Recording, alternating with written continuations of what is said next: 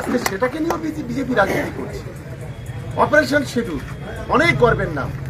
সনাতনী ধর্মে আমাদের হিন্দু ভাই বোনেরা যারা আছেন, সিঁদুর হচ্ছে সবচেয়ে তাদের কাছে পবিত্র, কারণ স্বামীর দেওয়া সিঁদুর সবচেয়ে বড় অলংকার তাদের কাছে।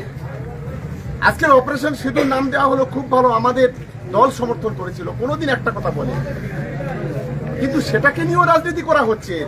দুজন মহিলা পুলিশ দাঁড়িয়ে আছে, তাদের কপালে সিঁদুর ঘষে দেওয়া হচ্ছে। স্বামীর দেওয়া সিঁদুর মাথায় দেয় বিজেপি আর এস এর লোকেরা, তাদের মাথায় সিঁদুর দিয়ে দিচ্ছে।